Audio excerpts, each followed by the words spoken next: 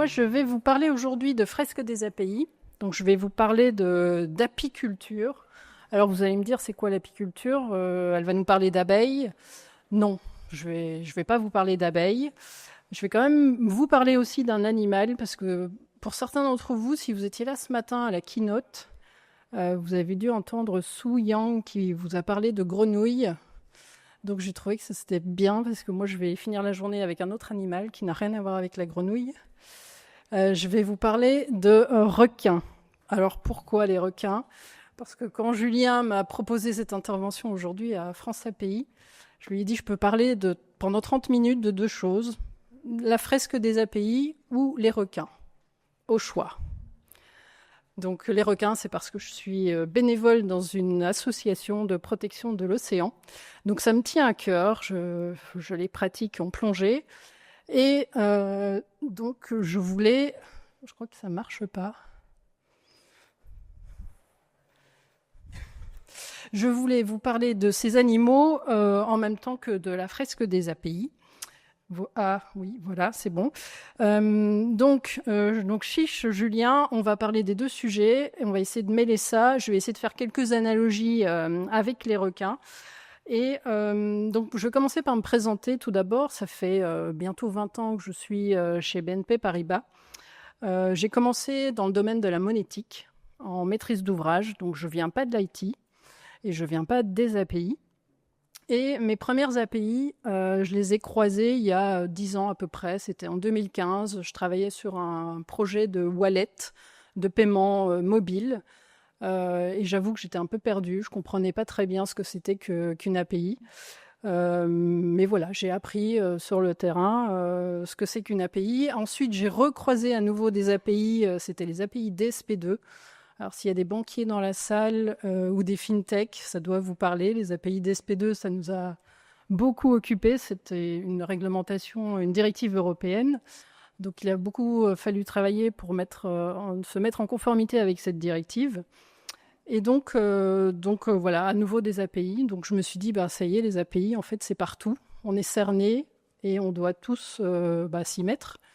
On doit tous s'y mettre, même si on ne travaille pas à l'IT. Donc j'ai fini par rejoindre en 2021 le centre d'expertise API de BNP Paribas. Donc cette fois-ci, j'ai basculé côté IT. Je me suis dit, on y va, je vais apprendre des choses. Et effectivement, depuis 10 ans, j'ai appris beaucoup de choses sur les API. Je suis encore un peu perdue par moments quand ça devient trop technique, mais j'ai appris énormément de choses. Et je me suis dit que ça pouvait servir à apprendre, à sensibiliser en fait d'autres personnes, notamment dans les métiers du groupe BNP Paribas. Donc aujourd'hui, j'anime les communautés API au sein du groupe BNP Paribas, donc pour toutes les entités du groupe. Et j'ai mis en place avec d'autres personnes de l'équipe ces formations de sensibilisation aux API. Cette boîte noire que sont les API aujourd'hui, c'est un petit peu plus clair pour moi et surtout donc c'est important d'arriver à mobiliser les métiers partout. Et je suis sûre que vous avez la même problématique que chez vous. C'est d'arriver à mobiliser les métiers et de faire comprendre que les API, ça ne doit pas être qu'un sujet IT. Donc, l'agenda pour cette session, qu'est-ce que c'est? Donc, je vais vous parler de pourquoi on a créé ce jeu de cartes, à quoi ça ressemble la fresque des API, comment ça se passe concrètement chez nous, comment on l'a mis en œuvre, les différents formats qui existent. Je vais aussi vous parler des bénéfices qu'on en tire. Et puis, je vais vous partager quelques témoignages aussi de certaines personnes qui ont participé à cette fresque. Et je vous parlerai aussi de ce qu'on fait. Ça fait un peu plus d'1 an qu'on a mis en place cette fresque des API. Alors, qu'est-ce que c'est une fresque des API? Donc, c'est un jeu de cartes. Un jeu de cartes qu'on a créé exprès donc, pour sensibiliser des métiers, donc des gens qui ne connaissent pas les API. Donc, pour revenir à ma petite analogie sur le requin, c'est exactement comme avec les requins. Il faut encore sensibiliser, il faut en parler, il faut expliquer, il faut clarifier les notions pour que les gens n'aient plus peur. Donc l'idée, c'est avec ce jeu de cartes de découvrir un nouvel univers, un nouveau vocabulaire, un nouveau monde, mais en s'amusant, que ce soit pas trop rébarbatif. Donc ce jeu de cartes, il est inspiré d'un jeu de Michelin. Peut-être que certains d'entre vous le connaissent. Donc Michelin a créé un jeu de cartes qui lui est assez technique pour vraiment expliquer les notions IT sur les API. Et on s'est aussi évidemment inspiré de la fresque du climat, pour ceux qui l'ont faite. Donc vous voyez un peu le principe. On est sur des cartes qui expliquent des notions. Et l'idée, c'est d'arriver à assembler les différentes cartes entre elles et d'expliquer les liens entre les différentes notions. Donc c'est vraiment inspiré de tout ça. Mais on l'a refait vraiment à notre sauce, on l'a complètement personnalisé pour que ça utilise aussi l'écosystème et les outils BNP Paribas. Donc on l'a créé il y a quasiment un an, on était sur les toutes premières versions, première session avec des vrais participants il y a un an. Pourquoi créer ce jeu de cartes? Alors il y a plusieurs raisons. Donc la première raison, j'en ai un peu parlé, il est encore nécessaire de sensibiliser sur tous les métiers sur ce sujet des API. Il y a encore beaucoup de gens pour qui ça reste un concept, une boîte noire, un concept assez nébuleux, qui entendent des mots, qui entendent un jargon, mais qui ne savent pas vraiment ce que c'est qu'une API. Et puis les API, comme c'est un sujet qui peut être assez technique, ça peut faire peur aussi. On a aussi beaucoup de métiers à qui ça fait peur et qui se disent de toute façon, c'est un sujet technique, c'est pour l'IT, c'est pas pour moi, ça ne me concerne pas, et puis de toute façon, j'y comprends rien. C'est vrai que le jargon peut très très vite devenir assez technique. Donc l'idée, c'est vraiment d'essayer de dédramatiser tout ça. Dédramatiser, c'est la même chose que pour les requins. Quand on ne connaît pas les requins, on peut en avoir peur, et au final, quand on va plonger avec eux, là, on se rend compte qu'il n'y a aucun danger, ça fait plus peur du tout, et que ça mord pas. Donc c'est exactement la même chose, c'est ce qu'on essaye de faire avec ces sessions de fresques des API, c'est qu'on dédramatise, et au final, quand ils sortent de là, ils comprennent que c'est pas juste un sujet technique IT, et ça peut aussi les concerner. Et ils peuvent aussi en tirer des avantages. L'autre raison, c'est aussi parce que les projets qu'on a tous utilisent de plus en plus des API. On est vraiment sur une tendance haussière, donc ça devient difficile de travailler sur des projets sans voir passer des API. Donc les gens sont de plus en plus concernés dans les métiers. Et derrière une API, il y a souvent un produit. On peut avoir évidemment des API techniques, mais la plupart des API sont en fait des produits, et on essaye de leur expliquer cette notion d'API as a product et de leur dire qu'une API doit être gérée comme un produit avec sa roadmap, ses évolutions, sa tarification, etc., etc. Elle va avoir son cycle de vie et au final comme n'importe quel autre produit de la banque. Donc, ça concerne les métiers. Et évidemment, l'entreprise est plus efficace si on arrive à faire cohabiter et collaborer les métiers et les IT. On a besoin de se comprendre, et si on se comprend mieux, on travaille mieux ensemble. Ça, c'est tout à fait logique. La dernière raison, c'est vous avez sûrement tous dû faire des e-learning dans vos entreprises. Nous, on a des e-learning à faire, même des e-learning de formation obligatoire. Et je pense qu'on s'est tous retrouvés devant un PowerPoint à se dire c'est bien, j'ai fait le PowerPoint, j'ai répondu au quiz, ça y est, c'est terminé. Mais en fait, j'ai plein de questions et je ne sais pas à qui les poser. Donc on s'est dit qu'on en avait des e-learning sur les API, mais on s'est dit qu'il fallait faire autre chose, faire plus et faire différemment pour pouvoir répondre aux questions des gens. Donc, avec Julien, on s'est dit c'est le moment de faire cette session, de créer cette fresque des API et de créer ces sessions. Alors, comment ça se passe chez BNP Paribas concrètement ? Il y a deux options, globalement. Il y a une première option, celle que je préfère, où les fresques se passent en présentiel. Donc on est sur une session de 3 heures et c'est vraiment des petits groupes. On est sur 8 à 10 participants. Donc ça génère vraiment des interactions. Ils sont obligés de participer, de s'impliquer et de poser des questions. donc avec un animateur et puis un jeu d'une cinquantaine de cartes qu'on a imprimées et qui sont, on les voit là sur les photos, sur les côtés. Et on les positionne sur des grandes feuilles de papier avec des feutres. En distanciel, on réutilise exactement les mêmes cartes, toujours sur des petits groupes, et on fait ça donc sur Teams, en virtuel. Et les cartes virtuelles, en fait, sont positionnées sur Klaxoon. C'est un outil assez classique que vous connaissez probablement. Donc on a repositionné toutes les cartes sur des schémas. Donc les deux marchent bien, mais c'est vrai que le présentiel, c'est quand même plus interactif, ça génère plus de questions et les gens sortent de là vraiment ravis. Et on est aussi capable de faire des sessions en français ou en anglais. Les cartes sont dans les deux langues et on peut faire des animations dans les deux langues. Donc on a des gens qui se connectent au final de toute l'Europe et parfois même en Asie, étonnamment. Mais ce sujet intéresse vraiment toutes nos entités, tous nos métiers dans toutes les entités du groupe BNP Paribas. Cette fresque, elle est composée de 4 tableaux.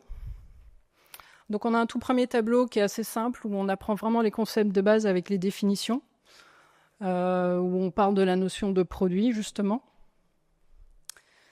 On va avoir un deuxième tableau où on explique l'écosystème. Donc l'écosystème, ça va être les différents acteurs qui interagissent. Pour faire le parallèle avec les requins, c'est comme un écosystème marin. Voilà, quels sont tous les acteurs qui interagissent dans ce milieu. On a besoin de tout le monde. On a besoin des requins comme des autres poissons. Là, c'est pareil. On a besoin d'un API owner, d'un API producer, d'un API consumer. Et donc, on explique toutes ces interactions et tous ces différents rôles. Ensuite, on a un troisième tableau où on parle des types d'API. Donc là, on est sur des combinaisons d'API. Toutes les combinaisons de si c'est une API interne, consommée en interne, ou bien les API qui vont être consommées par l'extérieur, ou bien c'est nous qui venons consommer les API de quelqu'un d'autre à l'extérieur. Donc on explique toutes ces combinatoires-là. On explique donc les différents business models associés. Et on essaye beaucoup d'illustrer avec des use cases, avec des types d'API qui existent déjà au sein du groupe BNP Paribas ou en dehors. Et le but aussi, c'est vraiment d'essayer de se rapprocher de la vie de tous les jours, parce qu'au final, on leur explique qu'ils utilisent tous des API au quotidien sans le savoir quand ils utilisent leur smartphone. Donc ça aussi, c'est des cas concrets qu'on peut utiliser.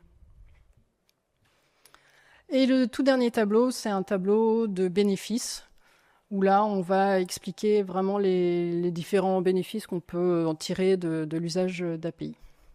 Donc on essaye de classer, on leur demande de classer les bénéfices en 3 colonnes. Est-ce que c'est un bénéfice pour l'IT? Est-ce que c'est un bénéfice pour le business? Ou un bénéfice pour les deux? Et donc ça ouvre aussi pas mal de discussions. Sur les différents formats, je voulais vous faire des petites copies d'écran de ce que ça donne quand c'est sur Klaxoon, typiquement. Sur Klaxoon, on est obligé, donc en virtuel, de cadrer un peu plus les formations, les sessions. Donc là, on a mis des numéros avec des flèches qui sont prépositionnées et où on discute sur où est-ce qu'on met quelle carte, à quel endroit et quelles interactions il peut y avoir. Et sur la droite, ce sont des photos de fresques du coup en présentiel, où là on a des cartes qui sont imprimées et qu'on va positionner soit sur des feuilles, soit sur une table. Et donc c'est à eux de faire les différentes flèches et de faire un peu les différentes interactions entre tous les éléments et toutes les cartes. Alors, quels bénéfices on va en tirer? Beaucoup d'échanges entre les différentes personnes. Particulièrement, c'est drôle, c'est particulièrement entre les IT et les métiers. Ils sont contents quand on a des fresques qui se mélangent bien. Ils sont contents de pouvoir se poser des questions les uns les autres et d'apprendre de l'autre. Des échanges aussi entre les entités, puisqu'on est un grand groupe. Donc ça, c'est aussi l'avantage, c'est on peut avoir, c'est intéressant de voir où en sont les autres. On est un grand groupe avec des entités qui ont des niveaux de maturité qui peuvent être assez différents. Donc c'est toujours sympa de voir ce que font les autres à côté, de peut-être s'en inspirer et voilà, de trouver des idées. Ensuite, on a des participants qui sortent de là assez ravis parce qu'on a pris le temps. On a pris du temps pour eux. On a pris 3 heures pour répondre à leurs questions. Et ils n'ont pas tous le même vécu, donc ils n'ont pas tous la même compréhension des API. Mais on est vraiment là pour répondre à leurs questions et prendre ce temps-là. Donc c'est vraiment adapté à leur expérience et à leurs questions. Et c'est quand même assez rare qu'on prenne ce temps-là. Donc ils sont ravis. On a aussi beaucoup de collaborateurs qui viennent des métiers et qui sont du coup un peu plus à l'aise avec ces notions et qui sont contents. Mais étonnamment, on a aussi beaucoup de gens qui viennent de l'IT. Et moi, je pensais qu'à l'IT, tout le monde était au courant et connaissait ces concepts. Mais en fait non. Non, et pas du tout. Et spécifiquement, des gens qui étaient peut-être à l'IT sur des sujets de mainframe, par exemple, et qui disent moi le mainframe je connais bien, mais du coup les API je découvre, j'ai besoin de monter en compétences. Donc ça aussi c'était plus une surprise pour moi, mais ça marche super bien aussi avec l'IT. Et puis pour ceux qui connaissent parfois, qui s'inscrivent à la fresque mais qui connaissent déjà un petit peu les API, c'est toujours l'occasion de rappeler des principes, des recommandations et des choses qu'ils ont peut-être oubliées ou auxquelles ils ne pensent pas, mais des guidelines importantes, des règles du groupe pour bien faire des API. Rappeler aussi les outils qui existent. Parfois, on se rend compte qu'ils ne sont pas forcément au courant des portails API qui existent ou des marketplaces qu'on peut avoir en interne. Donc, c'est l'occasion de rappeler tout ça, de rappeler les documents de référence. Donc c'est toujours intéressant. Et donc oui, comme je le disais, beaucoup d'interactions et après une session en présentiel, c'est toujours aussi sympa de se dire ça y est, pendant 3 heures, je me suis déconnectée des écrans, j'étais vraiment focus là-dessus. Je me suis concentrée sur cette fresque et on s'est occupé de moi et on a répondu à mes questions. Donc ça se passe vraiment bien, on a des super retours des participants. Et en parlant des retours des participants, ceux qui sont les participants qui en parlent le mieux, forcément. Donc là, je vais vous partager une petite vidéo. Ce sont des témoignages qui viennent à l'issue d'une fresque qu'on avait faite avec des étudiants. Ce sont des étudiants en IT qui sont dans la B-School BNP Paribas. C'est une école BNP Paribas pour des futurs développeurs. Et donc, ils sont, eux, plus côté IT, mais ils ne sont pas forcément tous hyper familiers avec les API, ou alors ils sont développeurs de leur petit périmètre, mais ils ne connaissent pas l'écosystème global, ils n'ont pas la vision globale. Et donc, ils ont trouvé ça, eux aussi, assez intéressant, et c'est la petite vidéo qu'on va écouter. Pour ma part, ça a été très intéressant parce qu'en fait, j'ai découvert d'autres choses. Je savais pas qu'il existait de vraies interactions entre BNP et l'extérieur. Je connaissais un petit peu, ça permettait de pouvoir connecter 2 applications entre elles, mais le fait de pouvoir externaliser au monde, je trouve ça très important et super même. Et ce que j'ai beaucoup apprécié, c'était la cohésion d'équipe et le fait que chacun puisse partager son avis, que ça soit pris en considération, ça a pu nous permettre d'aboutir à un vrai résultat. L'atelier, il a été vraiment bien. Et donc, pour moi, j'ai appris plein de choses. Ça a été vraiment très enrichissant parce que c'était super intéressant et il y avait vraiment de l'interaction avec les autres. Et grâce à l'atelier, j'ai découvert qu'il y a des postes, il y a des trucs que je faisais moi seul et qu'en équipe, je pouvais travailler. Et du coup, c'était un peu drôle de voir comment c'est un peu compliqué de travailler en équipe. Et du coup, ça donnait beaucoup envie. Je pense que l'atelier était assez sympa parce que c'est vrai qu'en tant que dev, on a tendance un peu à s'isoler et avoir un avis de groupe par rapport à tout ce qu'on a pu faire, c'était assez intéressant. Et comme ça, on a pu tous exposer nos idées et aussi voir là où on pouvait pêcher ou justement se compléter. D'où le fait qu'en groupe, c'était assez sympa. Ouais. Ça m'a permis d'avoir une vision un peu plus globale de ce qui était juste l'API plutôt que une vision applicative. C'était une activité qui nous a appris pas mal de choses. Ça nous a aussi permis de renforcer nos connaissances au niveau des API. En fait, c'était super bien réalisé parce que il y avait Déjà, les cartes étaient franchement pas mal. L'utilisation de tableaux, de flèches et tout ça, ça permet au final de mieux comprendre, d'apprendre en s'amusant en fait. C'est comme ça pour moi qu'on apprend le mieux et au final, ça a été très bien réalisé. Donc non, franchement, c'était vraiment pas mal.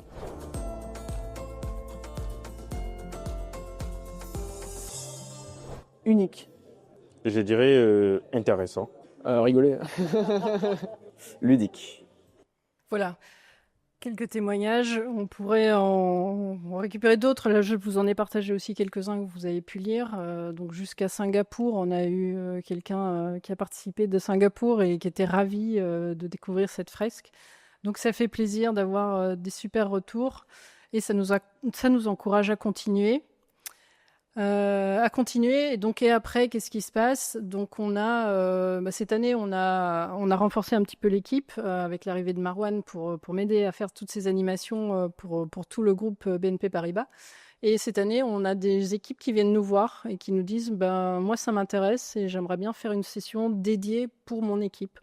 Parce que jusque-là, on organisait des sessions pour tout le monde, n'importe qui pouvait s'inscrire. Donc, on se retrouve avec des gens qui viennent de différentes entités et de parcours totalement différents. Et ça marche très bien aussi. Mais quand on fait des sessions dédiées, c'est des gens qui sont dans la même équipe et qui veulent approfondir ce sujet-là. Et ça crée aussi des interactions, des discussions entre eux qui sont intéressantes. Et ensuite, l'autre demande qu'on a eue, c'est de faire une version un petit peu plus technique, un petit peu plus IT, parce que les métiers sont intéressés, mais aussi au final les IT ont besoin d'apprendre sur les API toujours. Donc on est en train de travailler depuis cet hiver sur une nouvelle version où on va parler des recommandations qui sont importantes à connaître quand on travaille à l'IT et quand on commence à travailler sur des API. On parle des concepts classiques que vous connaissez forcément, API First, API as a Product. On parle des API REST.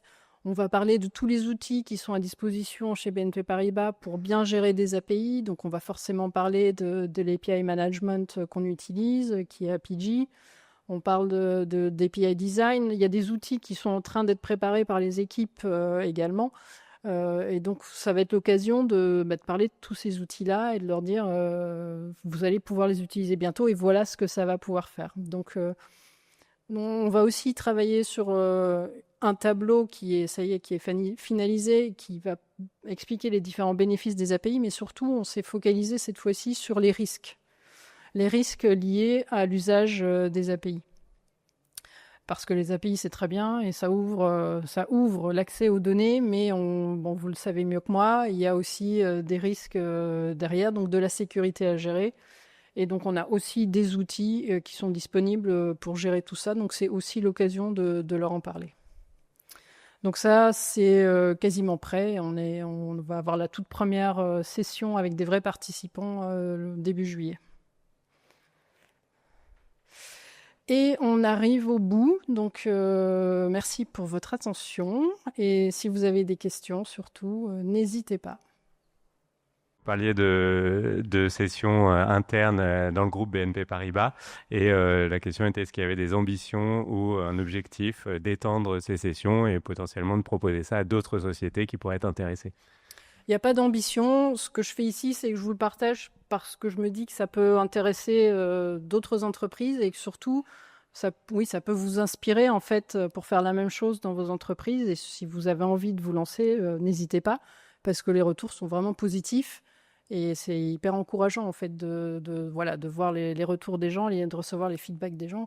Donc il faut pas hésiter à se lancer et surtout peut-être, je pense, faire comme on l'a fait nous, c'est-à-dire on a vu l'idée de départ, on a vu le jeu de cartes de Michelin, mais on se l'est vraiment approprié en fait. On a refait toutes les cartes et toutes les définitions. On les a refaites à notre sauce parce qu'on a aussi un écosystème particulier, qu'on a nos outils à nous et qu'on a voulu mettre l'accent là-dessus. Donc, je pense qu'il y a moyen d'expliquer toutes ces notions de base dans toutes les entreprises, mais il faut le customiser un petit peu, je pense, pour que ça soit vraiment pertinent. Animateur, c'est ça qui est agrégé par la fresque des API, ou alors est-ce que des personnes en entreprise peuvent facilement se former, où il y a des règles du jeu, enfin comment on accède effectivement C'est à vous de vous créer votre fresque et les animateurs en fait c'est moi, donc il y a pas de certification spécifique à avoir. C'est moi plus d'autres personnes, parce que j'ai formé aussi d'autres personnes de l'équipe à la fresque, mais en fait, ils avaient des connaissances API au-delà des miennes, d'ailleurs. Sont tous les experts API qui sont dans l'équipe qui peuvent potentiellement animer des fresques s'ils en ont envie. Donc, il faut juste avoir quelques connaissances. Moi, je n'ai pas des connaissances techniques. Donc j'ai des connaissances fonctionnelles et je suis capable d'expliquer des choses fonctionnellement sans entrer dans le détail. Mais après, c'est vrai qu'on a plein d'autres experts qui seraient capables de rentrer plus dans la technique. Je connais pas le principe du jeu et je le découvre et ça a l'air très intéressant. Je me demandais en fait si la fresque, elle était décidée à l'avance et si le but c'était pour les participants d'arriver à la fresque qui était définie, qui était souhaitée, sur un thème, etc., en la construisant, j'imagine que c'est ça. Mais est-ce que il y a possibilité, par exemple, d'arriver à une fresque totalement nouvelle, à partir, comme si on construisait du Lego avec des petits morceaux, des briques élémentaires, et les participants, en fait, bâtiraient quelque chose d'un peu nouveau à chaque atelier? Alors, oui et non, parce que les cartes, elles sont prédéfinies, elles sont imprimées ou elles sont sur Klaxoon, elles existent et on crée pas des cartes en séance, on réutilise les cartes qui sont là. Mais par contre, sur des sessions en présentiel, c'est vrai qu'on n'a pas toujours le même résultat à la fin, parce que sur les sessions en présentiel, ils jouent avec les cartes, ils les positionnent pas forcément au même endroit, ils rajoutent des flèches, donc on n'a pas toujours le même résultat. Ça dépend un peu de comment ils voient les choses. On se met d'accord, on discute. S'il y a des erreurs, l'animateur va corriger. Mais au final, le positionnement des cartes, c'est aussi comment ça leur plaît à eux, comment c'est plus facile à comprendre aussi pour eux. Et on met tous les liens qui vont bien pour montrer toutes les interactions. Mais c'est vrai qu'on ne crée pas de nouvelles cartes en séance. On pourrait. Ça pourrait être une idée. Du fait que potentiellement là sur les séances en présentiel, vous ayez des organisations de cartes différentes, est-ce que ça peut générer des idées pour une organisation différente au sein de vos équipes? Est-ce que ça peut amener à des réflexions en termes d'orgas, de process? Moi, ça m'est pas arrivé de me dire c'est hyper innovant et différent, parce qu'on reste sur des concepts de base. L'idée, c'est vraiment d'apprendre des mots, des définitions. On a une carte qui est la carte Swagger, qui pour moi était indispensable, parce que quand j'étais côté métier et que je débutais sur les API, que je connaissais rien, j'entendais ce mot-là toutes les demi-heures, je comprenais pas ce que c'était. Donc il y a des mots-clés comme ça qui doivent être présents et très régulièrement j'ai des gens qui me disent moi je suis là parce qu'il y a plein de trucs que je comprends pas, Swagger je sais pas ce que c'est. Donc là je sais que là ça répond vraiment à un besoin. Cette carte-là elle devait y être. Donc on est vraiment là pour apprendre des concepts les relations. Et des relations, comprendre qui fait quoi, qui agit à quel endroit, comprendre les outils. Comprendre ce que c'est qu'APG. On a une carte qui s'appelle API Manager, enfin API Platform Management. Et là, on explique que c'est APG. Il dit, ah oui, j'ai entendu APG, mais qu'est-ce que c'est APG? Ça fait quoi? Donc, c'est l'occasion d'expliquer tout ça. Et donc, il y a beaucoup de choses qui sont dites à l'oral, en fait. Les cartes, c'est vraiment un support de base pour ne pas oublier de parler des notions mais ensuite expliquer à l'oral ce que c'est, ce que ça fait et à quoi ça sert. Ça marche. Donc c'est des interactions et c'est tout ce qui se dit à l'oral et au final je parle mais j'essaye surtout de créer des interactions aussi entre eux parce que parfois ils ont les réponses aux questions de leurs voisins et c'est ça qui est intéressant aussi. Ça marche. Belle réalisation en tout cas, bravo. Merci beaucoup. Je crois qu'on a terminé. Merci pour votre attention.